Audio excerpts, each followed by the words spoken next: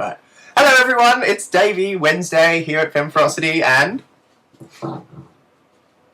Thursday, right here. We had some technical difficulties with Google Plus, so with the Hangouts, so that's why we're using Tinychat, so forgive us for this week, and hopefully we can get this sorted out for next time. Let's go to the topic, which is the androgynous community, the good, the bad, and the damn right ugly, which was suggested by Tommy. I guess my first question would be, what are your thoughts on this, Chloe? Like, what are your overall thoughts on the concept of there being an ugly side to the androgynous community? Well, there definitely is, because, like, I don't know how they mean ugly, like, aesthetically unattractive, or, like, you know, just sort of a dark side. I think a dark side. Aesthetically unattractive, yeah, there's a lot of, what? Oh, sorry, I forget, there's a, like, dark side, I think it means, like, not like hideous people. Oh, yeah, because I thought in terms of just, like, aesthetic unattractiveness, maybe, you know, drag queens that don't shave their legs, or stuff like that. Guilty. And if you're gonna do that, like... Guilty. Yeah, like, I think at least, you know, leggings or pantyhose or something. Yeah, like, for, like, but, like, our blazer's $1, seriously, but, the dark side of androgyny, I guess, you know, like, with family being all like, you're androgynous, so you're the devil, stuff like that. But, that's really all I can think of in terms of, like, a dark side of androgyny. But yeah. What about you? Well, I think that, I think when we're talking about, like, the community of, like, say if we're talking about, like, the online androgynous community, because really for me, there's no real world androgynous community, if you know what I mean. This is the only link that I would have to other people, like that are like-minded. So, I think though, we'll start with the good, because ugly is always not something nice to start on. So I guess that the good side of having a community of like-minded people is that there is a link, you know, and you don't feel so alone, and there's, like, you know, you reach out and communicate with people and stuff, and I think that's all really important. But I think when we talk about ugly, I think it's definitely sinks, like there definitely can be, when you get a herd of insecure people together, and like it or not, there are a lot of insecure people within the androgynous community. I think there is a potential for bitchiness and things like that, but I suppose, I don't know whether that's unique to the androgynous community. I think that's also something that I spoke to Jake about apparently that's very prevalent in drag as well. It can be very, very fierce and very bitchy. Yeah, with the good side of the androgynous, yeah, when we came out, like, 2 or 3 years ago, I had never met another gay person that I knew was gay, and I had certainly never met an androgynous person or a drag queen or anything like that. So my dad told me to try chat rooms and try going online, and that was a while before I started YouTube. But yeah, certainly it's a major threshold sort of into a world that's like you, that's much harder to access in your waking life, especially, you know, me living in Texas. It's a little bit more, well, I mean, there's Montrose, the gay community, but, you know, being young, you don't have as much access to it. And I certainly think with the ugly side, like with bitchiness, especially online, it's prevalent, and I definitely agree, you know, the drag community, drag queens are nothing if not bitchy. And, but also, you know, there are sweet, loving drag queens. I'm a prime example, I would say. Absolutely. Nice. I would think with the bitchiness, definitely also in the youthful community, because just younger people and the younger generation is really are really the supreme overlords of the internet. So there's definitely a lot more immaturity and judgmentalness, if that's a word. And yeah, like, you know, people are more judgmental about aesthetic, like I was being before, and about how, especially with people who are, you know, about makeup and aesthetic things, there's definitely a much larger potential for bitchiness. So I definitely agree.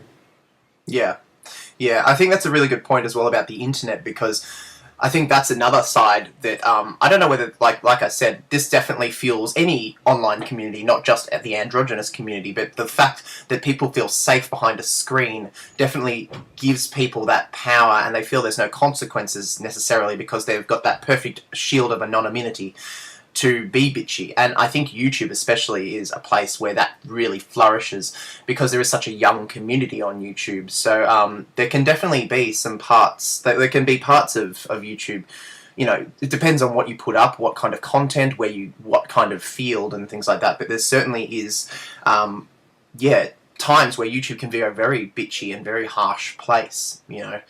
So, I don't know whether that's necessarily unique to the androgynous community, but maybe. Oh, and Chloe's dropped out. Oh no, Chloe's dropped out. 2 seconds, everyone. Basically, what I was finishing up on that was saying that, that might not be just unique to the androgynous community. Anyway, we'll be right back after this short commercial break. Welcome back. I guess what I was asking is, do you think that the bitchiness that we see on the internet as a phenomenon on the internet, being something that might be not specific to the androgynous community, if we put that to one side, do you think there is other aspects of the androgynous or the drag community that are particularly unique to those communities in terms of bitchiness or anything like that, just the negative side of it, of people coming together? I definitely think, because like I was saying, with the aesthetic side of it, I think androgynous people and drag queens, I mean, I don't want to say there's an obsession with appearance, but it is a big part of it. Like, you know, so many drag queens, so many androgynous people like Spyrex, so of course it's trans, but originally it was considered androgynous, you know, with the face work, and Chad Michaels, drag queen, has gotten so much face work, and the crazy over-the-top contouring, and just, and you know, of course, all the wigs, etc. It makes it more, it makes it easier for people to go for the looks for that side when it comes to insults and bitchiness. And I mean, there's something about that makes it feel less personal when you're attacking how somebody looks rather than them. So there's, because of that, a lot more of it, I think.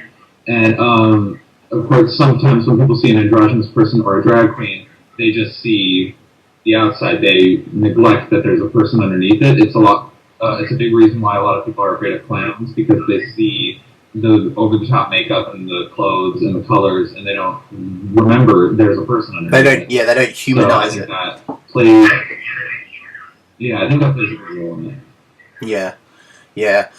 I think when you couple that, the extremities of how people can appear in these communities, when you link those things together with the fact that there are a lot of insecure people that circle around these communities, you know, because like myself, you feel like a bit of an outcast, and you know, not unfortunately, but in a way, unfortunately, it attracts a lot of insecure people and insecurity, and if you couple that with, like what you just said, I reckon there definitely is a breeding ground for some very harsh bitchiness at times.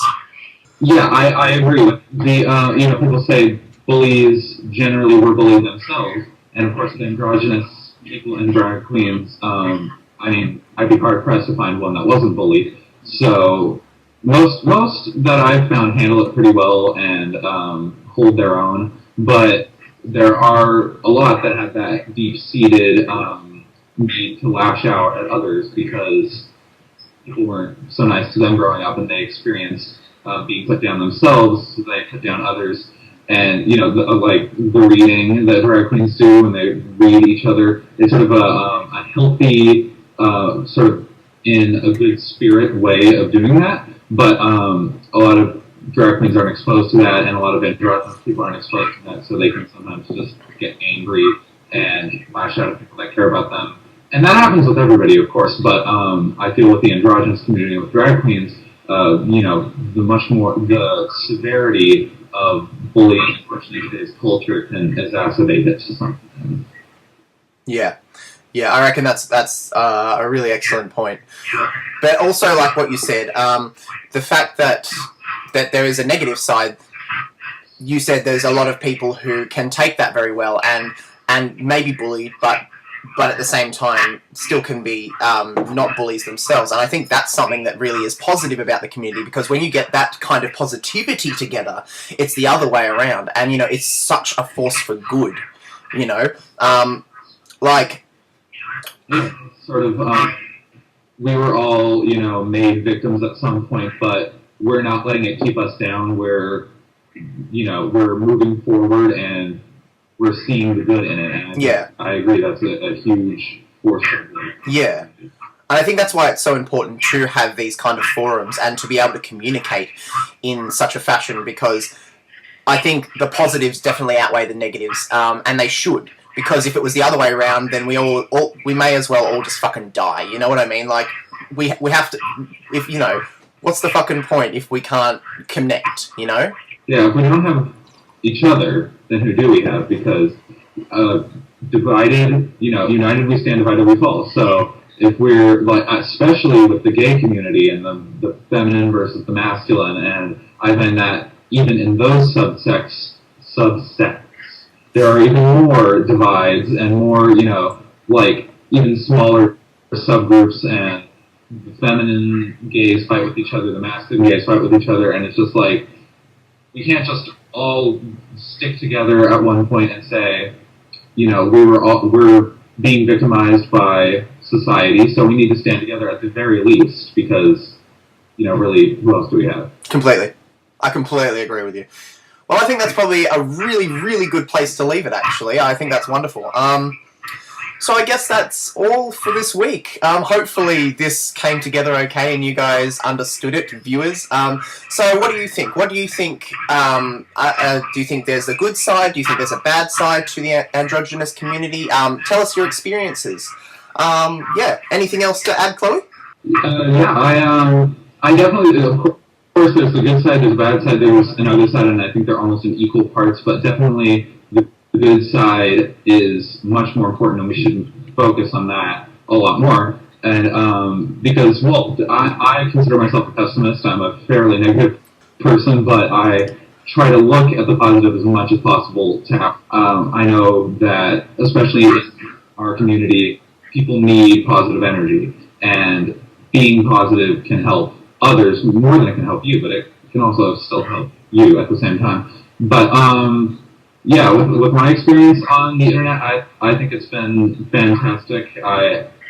One of the best decisions I ever made was starting my YouTube channel, and of course coming out as both gay and androgynous. And yeah, and as far as this video, I just want to say to the viewers, I'm sorry I'm not, you know, decked out. I didn't have time. There was an issue with that, and of course during the week my hours are crazy, so it's hard for me to desperately figure it out, and you tried desperately to figure it out, and yeah, I think it came together for the most part. Yeah, absolutely. And yeah, I completely agree with you as well on that point, that I think that one of the best things I have done is start my YouTube channel. It's been running for over 5-6 years now, but just, yeah, very recently, you just really discover the power of finding like-minded people, and I think the positivity of knowing that you're not alone is something that everyone should experience, no matter what creed, colour or race or, you know, lifestyle or whatever, you know, so yeah.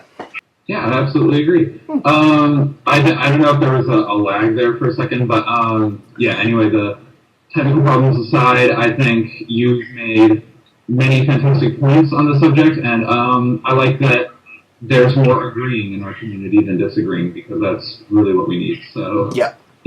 Cool. All right, guys. Well, we'll leave it at that. So I guess until next week. I don't really know what the format's going to be next week, but we'll find out anyway. Are you signing off?